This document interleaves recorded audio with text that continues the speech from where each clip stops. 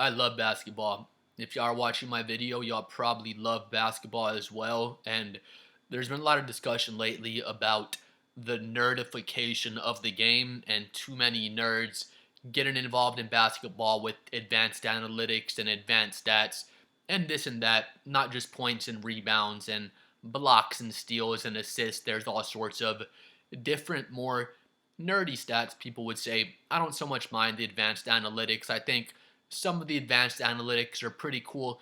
To be totally honest with you, I don't even know what true shooting percentage means, but that's another newer advanced analytics stat that a lot of people like to use just to kind of have an idea of how impactful a player is, how efficient a player is. If y'all have heard of true shooting percentage, you can go on NBA.com. They'll have that stat right on NBA.com. They'll have 2-point percentage, so how good a player is shooting from inside the 3-point arc, and that's another stat they used to not have up there until recently, and just advanced analytics are getting more and more popular in the game, and I don't so much mind that. I don't have a grasp on all those advanced stats, to be honest with you, and some players, or rather some fans of the game, don't like all that nerdy stuff, and they don't want to have anything to do with that. I'm kind of in the middle. You have to watch the game and watch your eye test. You can throw the advanced analytics in there as well if you want, but if you're someone who doesn't watch any basketball and you're just going off advanced analytics and you're trying to tell people that watch all the games, nah, you're wrong. Look at these advanced analytic stats, then I can't really respect those advanced analytics because you actually have to watch the game and then back it up with those advanced stats. But anyway, NBA's rolling out a new stat.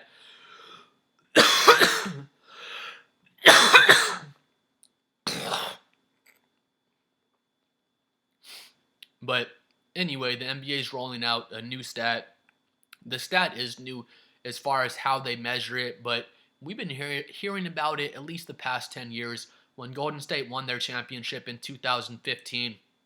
Let me know if y'all agree, but I remember hearing all sorts of stuff about Stephen Curry's gravity. We've been talking about Steph Curry's gravity for probably the past 10 years, and now they actually have a stat, like a numerical stat to measure Steph Curry and other players' gravity. So we'll kind of get into it and go over how the NBA is defining this.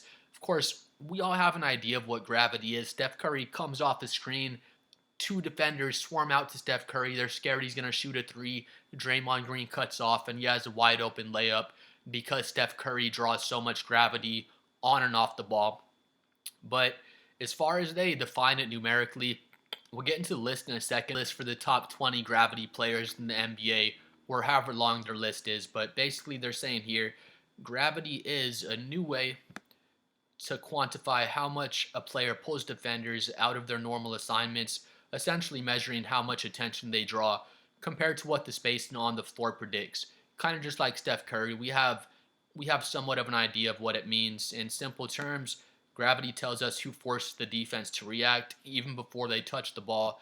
Basically, which guys are bending the defense. Again, Steph Curry is the best example of how a player bends the defense with the ball in their hands and off ball as well. Kind of like I was saying here, historically, the eye test has been the predominant way for spotting how certain players impact a defensive scheme, whether or not they have the ball. Coaches and fans have instinctively known which players demand extra attention. Just like I was saying, the past 10 years, as soon as Golden State won their first championship, I heard talks about Steph Curry's gravity all the time. Now they're kind of getting a number to actually quantify that. It says here, but now with the power of AWSAI, so yes, it's artificial intelligence. I don't know how I feel about these numbers, but we'll get into it. Artificial intelligence and machine learning, the eye test just got smarter with the introduction of a new official NBA stat, gravity. Again, it's always been something we talk about, but now it's actually a numerical stat, and I don't know how I feel about it. We'll get into it here, though. Gravity is the NBA's first stat designed to quantify how much defensive pressure an offensive player draws both on and off the ball. Leveraging positional tracking data and powered by advanced machine learning models, gravity scores show how much a player distorts the defense, opening, driving, or passing lanes, shifting rotations, and creating opportunities for teammates. Again, the same thing that we pretty much think, kind of how we would define it. How much are you bending the defense? How much attention are you drawing towards yourself, even when the ball isn't in your hands? The NBA's optimal tracking system uses 3D pose detection to track 29 points on every player's body 60 times per second. They're starting to nerdify it too much. They're starting to lose me, but we'll keep on going. Those detailed body position coordinates fuel the machine learning model, allowing it to capture every movement and spatial relationship on the floor. Again, I don't know how I feel about the AI. It's kind of getting too nerdy for me.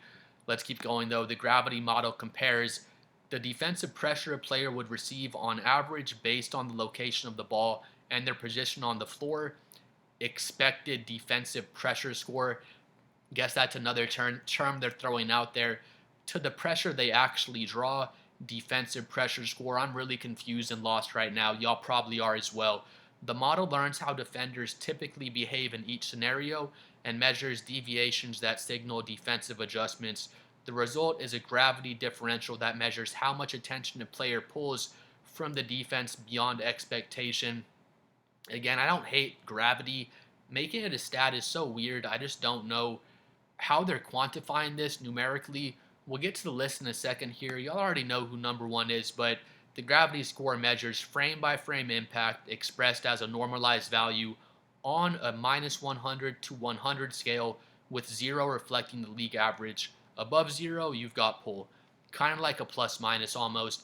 Above 80 off ball, defenses are terrified of you before you can even catch the ball. Above 90, you're bending the floor and you're a scorer that defense simply cannot blink on. Basically, that player should be guarded from the parking lot. Again, pretty much like Steph Curry. So I guess they're saying Steph Curry's gravity score is probably above 90. They have the numbers here. We'll get into the player list in a second. Why does it matter? Gravity captures a player's ability to impact the game before the play even begins.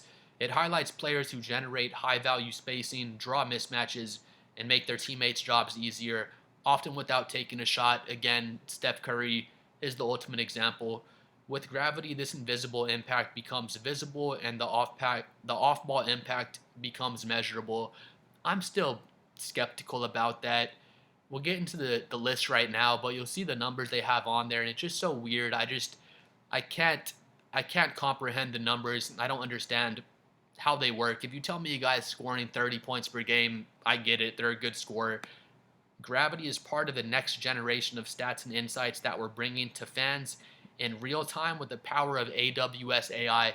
It's the NBA's like artificial intelligence system, and I don't know if I love it. But anyway, here it is though. So Steph Curry leads the league in gravity, of course. I don't understand all this stuff. Gravity minutes, I have no idea what that means, but Steph Curry has 179.7 gravity minutes, whatever that means. Steph Curry's gravity, his average gravity is 20.4. So, like it was saying in the article, if y'all remember, they said if your gravity is 90, that means they have to guard you from the parking lot, and Steph Curry's gravity is 20.4, so I don't really understand that. Then they have perimeter on-ball gravity minutes, and Steph Curry's at 46.9, whatever that means. If y'all understand this, please comment below and educate me on what this means. Perimeter on-ball gravity, Steph Curry's 14.5. Interior on-ball gravity, he's 7.4. Interior on-ball gravity, he's 3.1. Perimeter off-ball gravity minutes, 84.4. I guess that's what they're talking about, the perimeter gravity, because that's closer to a 90, kind of like what they were saying, but I'm so confused. Perimeter gravity, Steph Curry's 29.2. Then they have in perimeter off-ball gravity minutes, interior off-ball gravity, then just points per game, rebounds, and assists. Those make sense to me. All this gravity stuff is so confusing. It makes no sense to me. I think it's cool that they're trying to quantify gravity and make it into a number. I saw one of the podcasts I like to watch. If y'all watch Player's Choice, y'all should check them out. They're an awesome NBA podcast I love to watch. But they were talking about this, and I kind of agree with their point. Gravity is more of an eye test. You watch with your eyes. You know Steph Curry's bending the defense. You know 2 or 3 guys are jumping out at him on a screen, and then Draymond's getting a wide open roll to the rim. I don't mind them trying to quantify this into like a numerical value, but this just makes no sense to me at all. Like I said before, true shooting percentage doesn't even make that much sense to me, so I'm not totally against advanced analytics. I think it's pretty cool, but this is a little too nerdified for my taste. Maybe one day I'll understand it, but if y'all get any of this shit, please comment below and let me know so we can try to learn together. Please like and subscribe. I'm trying to hit 7 million subscribers. Let me know what you think about the gravity stat. Let me know what you think about AI trying to make new stats in the NBA, because I'm not sure how I feel about it quite yet. But we'll see y'all next time. Peace.